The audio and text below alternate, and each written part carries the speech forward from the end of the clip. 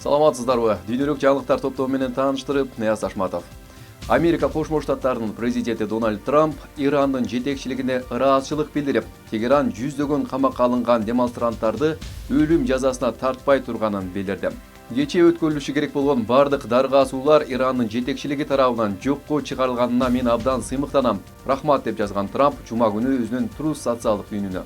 Трамп ошондой эле Перс булугундагы айрым өлкөлөр же Израиль аны кул салуудан баш тартууга көндүрүү аракеттерин жетектегени тууралуу комментарийлерди четке кагып, ага Ирандын аракеттери түрткү болгонун айтты. АКШнын президенти дем алыш күндөрү Флоридага жөнөө үчүн ак үйдөн чыгып баратканда журналисттерге кайрылып, Иранга каршы чараларды токтотууга аны эч ким көндүрбөгөнүн айтты. Мени эч ким көндүргөн жок. Мен өзүмдү көндүрдүм. Алар эч кимди дарыга асышкан жок. Алар дарыга асылууну жокко чыгарышты. Бул чоң таасир калтырды.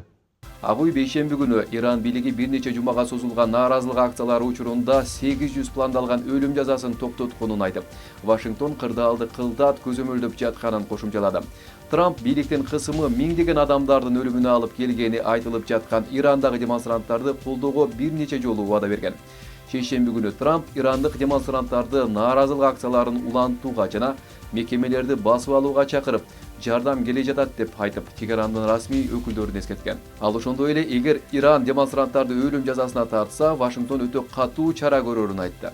Серепчи Канатбек Абдиев Трамп Иранга каршы операциясын токтотушуна Орусиянын ролу бар экенин белгиледи. Дональд Трамп ал кызык киши, аны эч ким мындай алдын ала билбейт эмне деп ойлошун, бирок Путин менен мамилеси абдан жакшы экенин өзү дагы айтып келет. Россия менен мамилем жакшы дейт. Ошондо Путин Трампты көндүрө алды десек болот ушул акыркы 3 күндүн ичинде. Эмесе Америка өзүнүн аскерлерин жана учактарын бүт мындай даярдыкка алып келип койгон болчу.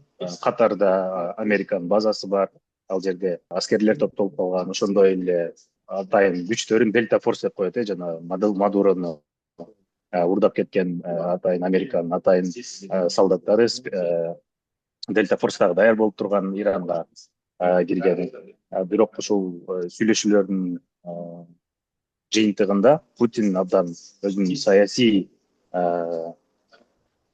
даярдыгын көрсөтүп, ошондой эле ушул Иран менен Израилдин жана АКШнын ортосунда боло турган бир чоң конфликтти алдын алды деп койсок болот. Ирандын расмий өкүлдөрү АКШ менен Израиль нааразычылык акцияларындагы башаламандыктарды жана терроризмди колдогон деп айыпташты. Ирандагы өлүм жетимге алып келген жана зордук зомбулук менен коштолгон нааразылык акциялары 28 декабрда башталган.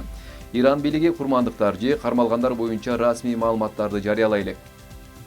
Ал арада Дональд Трамп Гренландияны алуу максатында каршы чыккан өлкөлөргө жаңы төлөм киргизерин айтып коркутту.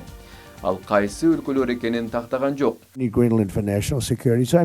АКШнын Гренландияны алуу ниети макул болбогон өлкөлөргө каршы төлөм киргизиши мүмкүн.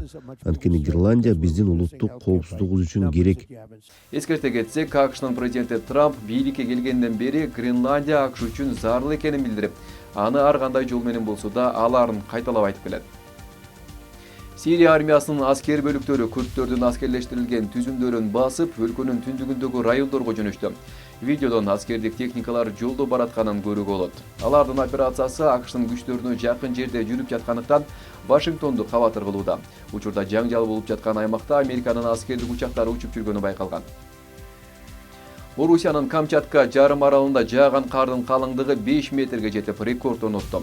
Видеодон бир киши өз унаасын калың кардын астынан казып жатканын көрүүгө болот. Аймакта кыймыл дээрлик токтоп калгандай. Метеорологдор бир нече күндөн кийин кайра кар жаая турганын кабарлашууда. Франциянын президенти Эммануэль Макрон жумушка күн нурунан сактоочу көз айнек тагып келди. Президент Елисей сарайына кара түстөгү көз айнекчен келип, бир аз маселе болуп кеткенин түшүндүрүп, жанындагы адамдарга буга да чыдап коюңуздар деген. Эскерте кетсек, буга чейин интернет айдыңында адамдар Макрондун бир көзү кызарып калганын байкашып, ага эмне болгонун биле албай суроо салып жатышкан болчу. Армениянын премьер-министри Никол Пашиняндын барабан ойноп жаткан видеосу тарап, жакында ал концертте барабан ойной турганы маалым болду. Мындан сырткары жарнактын башкы бетине өзүнүн сүрөтү жайгаштырылып, музыканттар менен концерт кое турганы айтылууда. Кечээ 30 январ күнү Ереванда өтөт жана концертке бардык кабылуучулар акысыз кире алышат. Сиздер дүйнөлүк жаңылыктар топтому менен таанышканыңыздар саламатта калыңыздар.